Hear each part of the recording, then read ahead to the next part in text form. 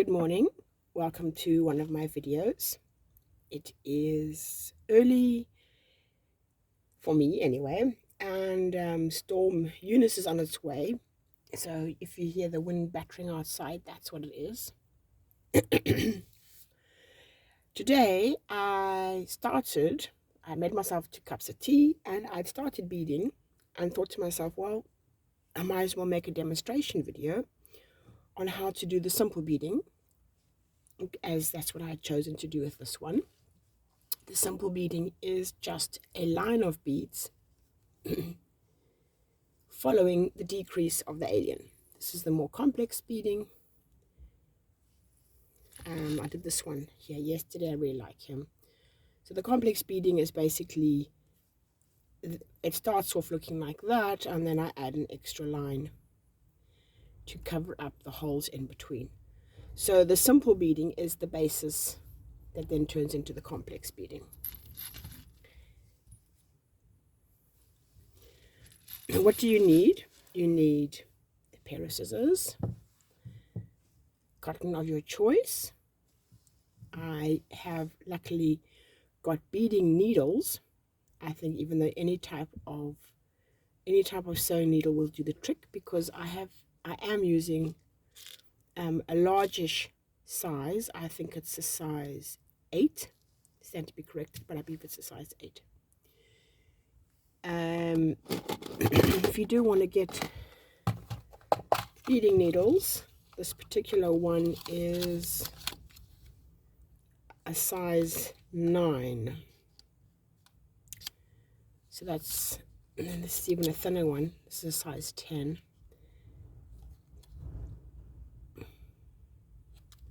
If that's any help. Obviously the different brands out there. What I like about the beading needle is that it's long. And of course the head is small.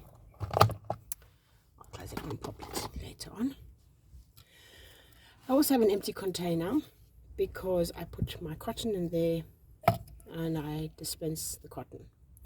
I'm using the table to measure my lengths of cotton, and I don't even know how long my table is, so my ruler is out. 12 inches, 24 inches, plus 8. So it's 30 inches across, and in centimeters, we're talking 60, 70, 80. So we're talking 80 centimeters and 30 inches. And I make 2 lengths and then I fold it up. I'll show you for when it runs out, and it will run out because normally I need 1 length does one of the complex rows. So let's see if 1 length can do 2 of the simple rows. I'm going to zoom in now. The aliens have 4 decreases. 1, 2, 3, 4.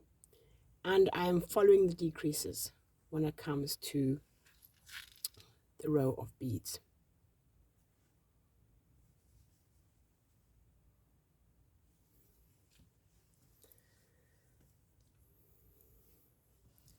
So this yarn is ready. I just simply have to bring it from the back. I have to find out where the top of my row is. So follow the row all the way up. I'm not going right to the top. And I'll bring it through there. Haven't caught anything on the back? No. So this is literally how I left it when I finished the knitting. It is firmly in place because I ran this yarn up the back of the first row.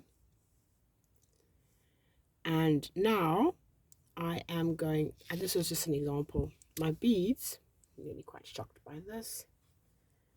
My beads are actually scattered on a board, a white board. I can also use trays. I have my different trays. But because I've been beading so many of them, I'm literally scattering them all over my table. So when I need, my cup of tea, when I need a bead, I literally just pick it up with my needle. So let me see if you can show that. So the bead is there, pick it onto my needle, and I am working down, but because I like to work in that direction, I turn them around, so I'm working away from me. It's different from everybody else, using this finger behind so I can feel what's going on, stretching open the knitting, and I'm going in the width of a bead. So I don't go in where I've come out, I go in a little bit further. I go, make sure that I'm going along. It was obvious when I was on that side. Yes. So once you turn it over, you can get all twisted. I'm going along there and coming out the chosen distance. I got into the habit of this distance because when I make the complex rows, I try to squeeze in 2 to 3 beads in between this simple row. So now I pick up the next one, going with the same color. I'm going in and coming out, just pricking my finger underneath, picking up the bead, going in the distance, the length of a bead, kind of weaving along, coming out, giving it a good tug so that it's completely pulled into the work.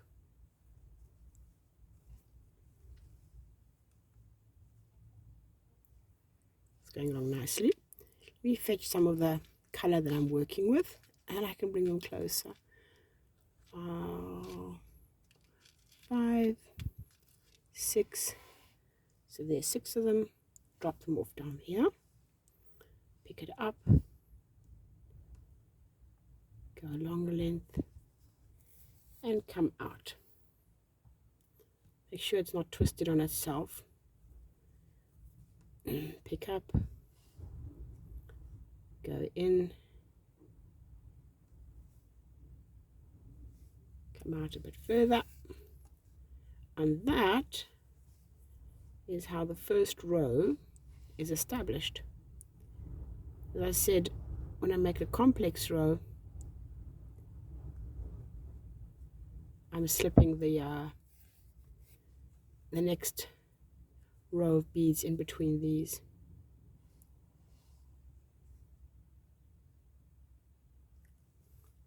I'll do that in a separate video.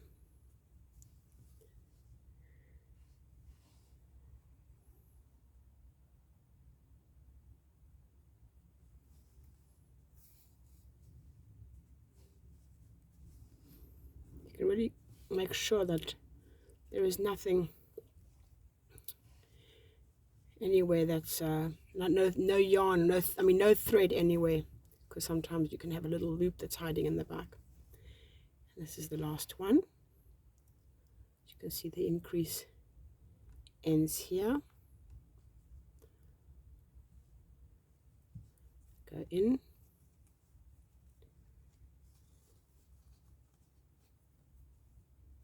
pulling everything.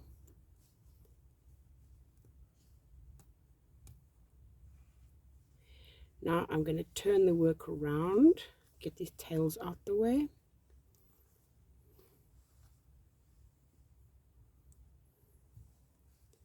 What does it look like in the back? This is what it looks like in the back.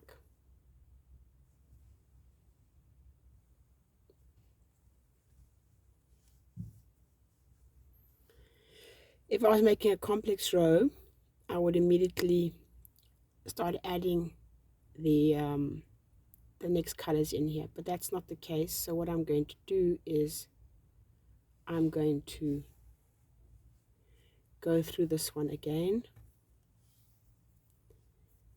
just so that it's nicely anchored in place and out the back. You can feel that's nice and sturdy. If I pull on it, it's not pulling on the other beads. Turn the work over.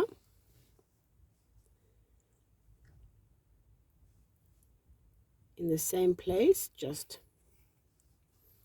go once or twice in. Once again, just to make sure that nothing comes loose. And then I'm going to feed my way up the row I've just come down. This yarn will run out by the time I get to the top. And then I will start with a new thread. So normally in this section I am adding the other beads on the front with this yarn.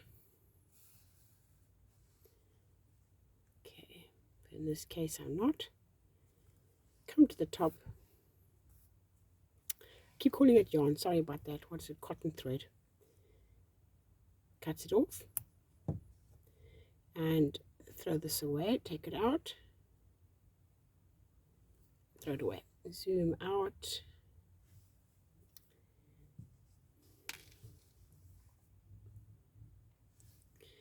I'm now going to get more yarn, more thread. So I pinch the beginning of it, hold the little container in my hand, and I pull it all the way along my desk. Pinch when it's got to the end. There we go. Pinched it with this hand. Take the loop and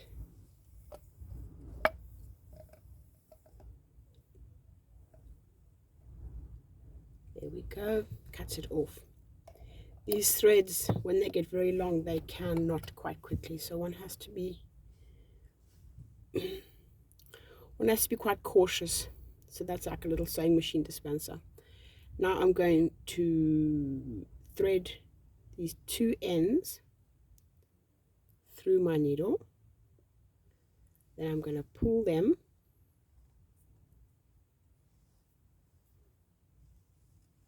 all the way to more or less the middle, because I'm trying to get there. Pinch the four ends like that and pull it. Take my finger back here and take out any little bumps that might be in there. Give it a little bit of a twist. You can even moisten it slightly if you want to, just to have them stick together a little bit.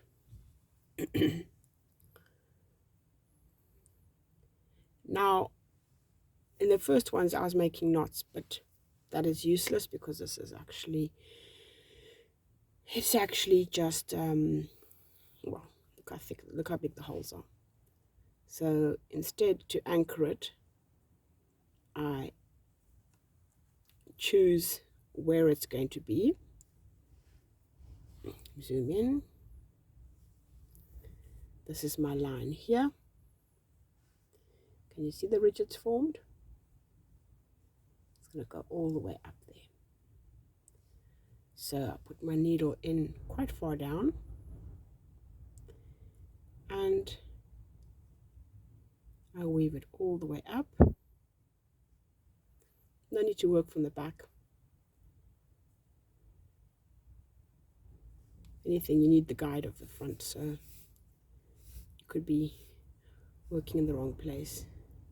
Don't pull it out completely, just leave a little bit like that so that you know that you've got as much as possible in there. We'll nip that off just now. If you want, you can pull it out, but sometimes, unfortunately, it gets quite high up, and I want to know where it is.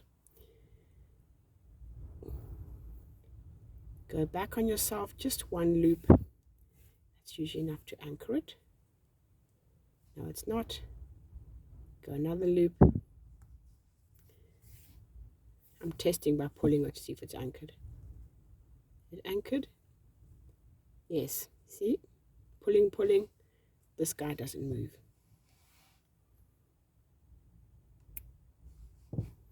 Sharp scissors do the trick. So I'm happy with that. I know I'll be working down just so that I don't lose my bearings, because when I turn it over it can be a bit easy. Easy to lose my bearings. I'm just going to put this needle in place, turn the work, get my bearings. Okay, I know where I'm going. Okay, got my bearings, put my nail in the place, and then go and fetch some beads that I'll be working with. Normally I would have prepared 20 or even 30 of them. But then I thought, oh, I'm going to make a video, and had not. There are the beads. Put them on the table close by. Pick up the first one. Go in and come out.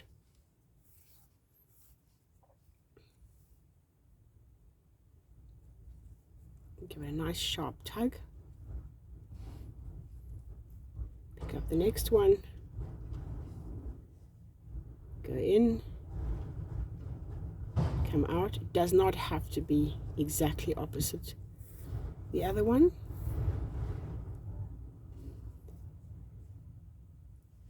Can have a life of its own. Anything a bit of staggering is fine. Okay, giving a nice tug like that. I can feel pulling at the base.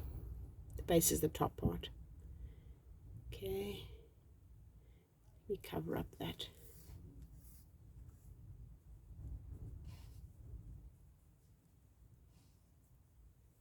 Zoom right in.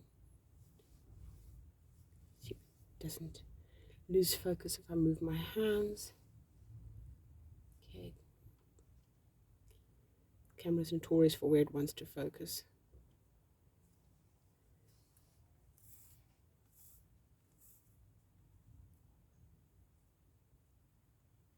See, I pull and it goes into the wool.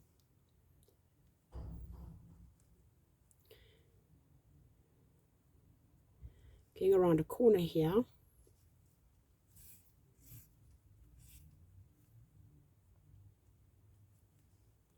Come on, go into the wool. Go down.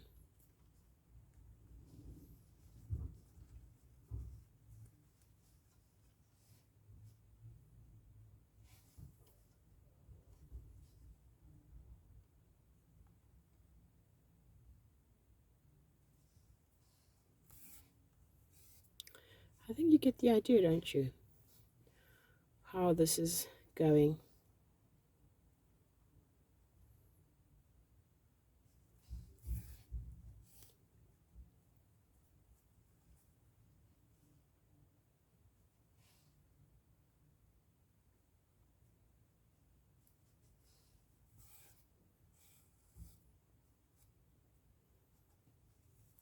See, there's a little bit of a twist to the cotton.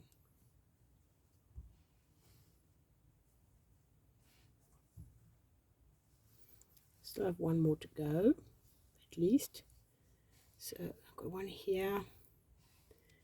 Go and fetch a couple. 1, 2, 3, 4. Put them on the table next to me. Okay, pick up one. Go in. Prick the finger behind. And pull it through. Next one. It's probably going to be the last one. Yes, it is. Now I want to zoom out. Turn the work. Pull it in.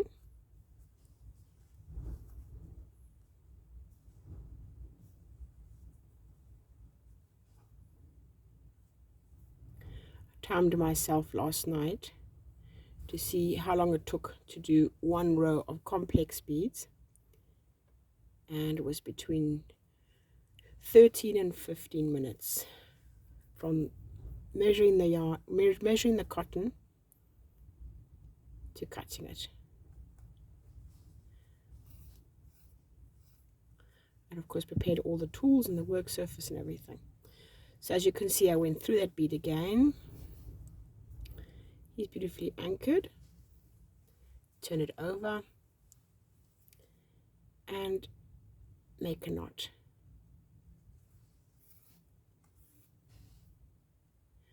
I did not time myself to see how long it took me to do one of these rows, because this is slightly different.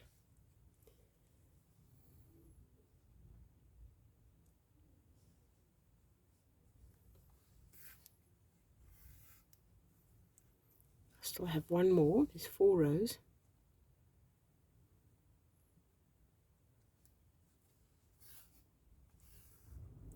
But here's the tricky part, is that the 4th row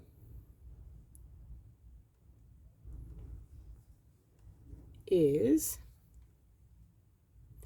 not a complete row. Let me show you. Because of the way the decrease works, where is he? 1, 2, 3, 4. This one I actually did do it. That's very good of me. I know there was definitely one that I didn't go all the way up. Yeah. I literally stopped where the decrease of the head blended in. But what I'm going to do is, this time I'm going to leave my beaded thread available. I'm not going to cut it off. So I'm going to put these beads in. Then I'm going to come back up. And I'm going to sew this closed. The actual head. Not stuffing it, just sew it there. And then I will rebead all the way up. Not rebead, but I'll basically be beading onto the seam. Sorry about the red, you can't see it. Because I think this one I might actually have beaded him when this section was closed. But as it's been a learning process, I realize I actually really like to bead it when it's open like this, like a crayfish. So I am now halfway up. I'm going to work all the way across.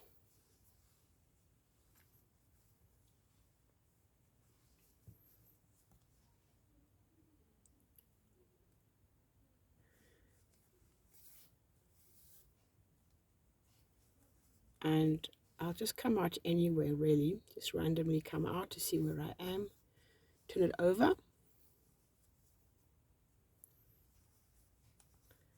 So you can see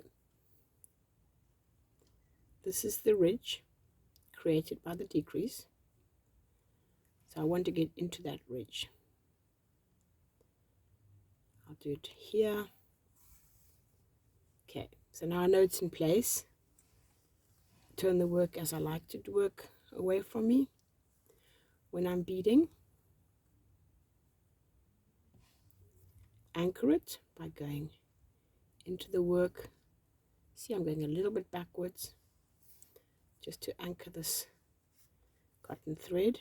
Yeah, it's anchored. I can tug it. It's not coming through. I mean, it's not pulling here. So it's anchored. I have 2 beads in place. Let me get some more. 2, 3, 4, 5, 6, 7, 8. I'll be working all the way down. Prick the finger at the back.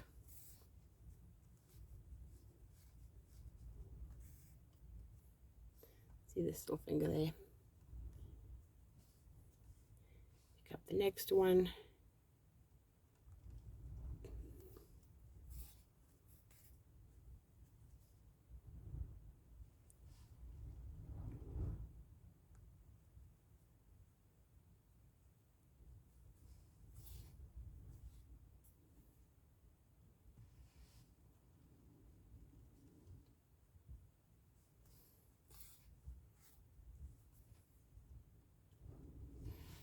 There's no limit to how you do it or what you do. It's really your own imagination. So this is just how I'm doing them at the moment. Instead of turning over right away, let me just come out again. Go back in there. Pull them down.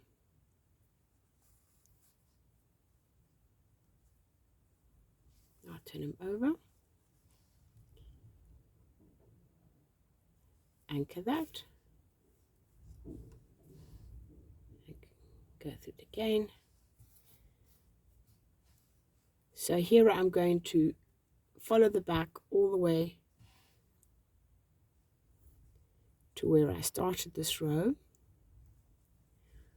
which is at the base of the antenna. And then I'm going to leave this in place. It can be in the front or the back. I'll just thread them in there for a little bit. And then I'm going to sew up this here. I need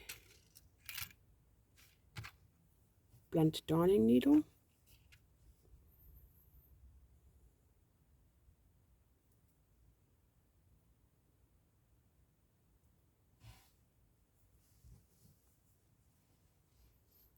As you can see, I finished the row by threading the yarn through the 4 remaining stitches. Going back on that, pinching my little antenna closed. I'll come back and put the silver loops in. I used to add them right away, but I found it was distorting a little bit afterwards, so I preferred this method. Going down a little bit just to start the base of the creation of the antenna. Once I'm happy that's established, I go back up, come out anywhere it will come out, pick up my silver loops. These are, very carefully, when I purchased them on eBay, I made sure that they are closed. If one is not careful, one can buy them and they actually open. I do not want those. I use 2 because you never know. It's always a little bit more secure, as it will be hanging off a bag. These are keychain pendants, those things that they clip onto bags. The youngsters, not so youngsters either, but seems to be the height of the fashion, and my daughter wanted one for her bag, and that's how the first alien was born. So there we go. At least 3 times. We'll do one more for safe measure, so it'll be 4 times. So you can see why doing this straight away then made it complicated when it came to going down. But at least now that's in place.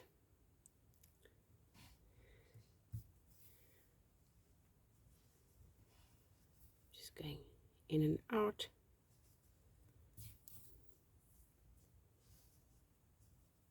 Going all the way down to where I was. Finger here in the back is making sure I didn't poke through. Folding open the edges as I'm trying my best to catch the very edge of the work.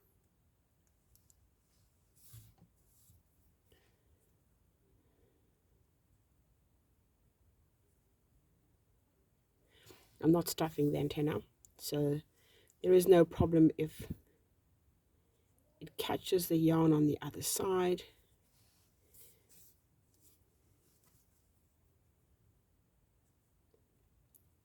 If it were a leg or an arm that needs to be stuffed, then one has to be really careful not to accidentally catch the knitted fabric on the other end, on the other side. which is the side here, you know, the front of the work, because then you wouldn't be able to stuff it.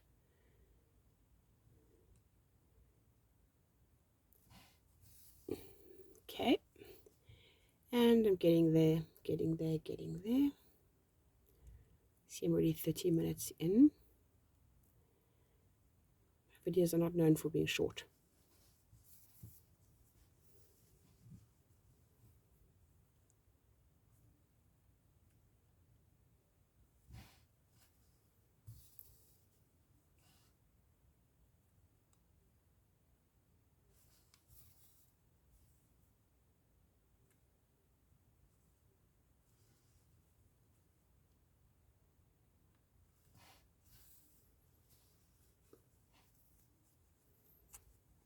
It's a process of folding it out. How far do I go? Well, I need to go as far as possible where I can continue the beading. So this is my beading needle. Don't worry, I won't lose him in the work. Which side was that one? That side there.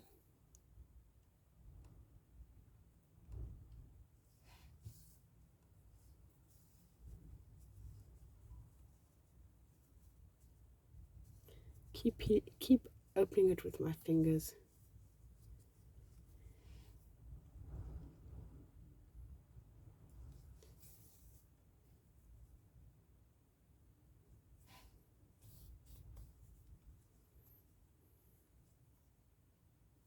So I have a critic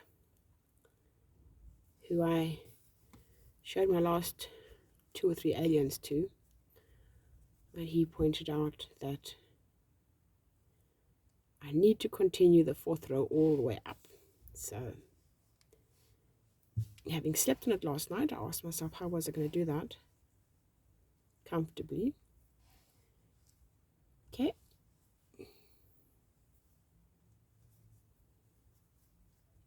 We'll be stuffing all the way up there, so I must make sure I'm not catching anything.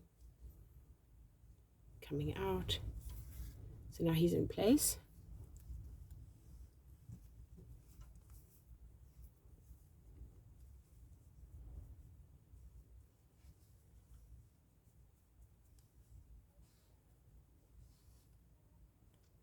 One, 2, 3, 4, 5, 6. I don't think I'll need 6, but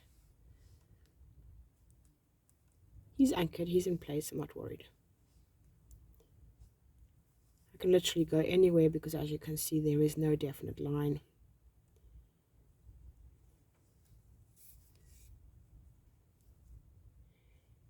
And I'm just working all the way up, giving it a good tug to make sure it's nicely in to the fabric.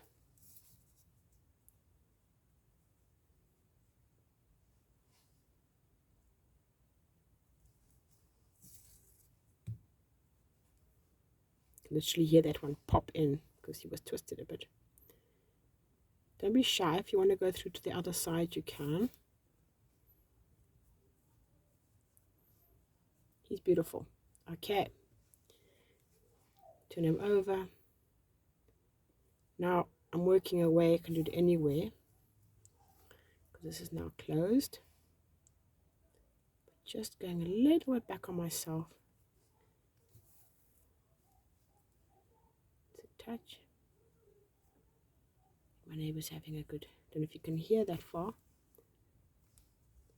Sorry, my hands keep getting in the way. Go back up if you want to. It's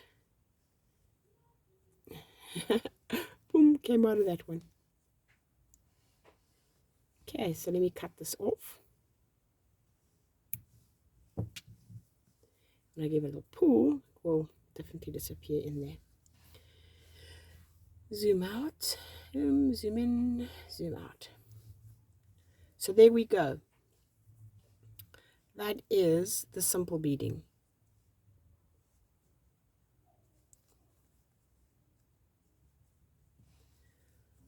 I can now sew him all the way closed, and stuff him. I need to charge my phone, but I can do that in the next video. Thank you very much for watching, and I hope you enjoyed that. Bye for now.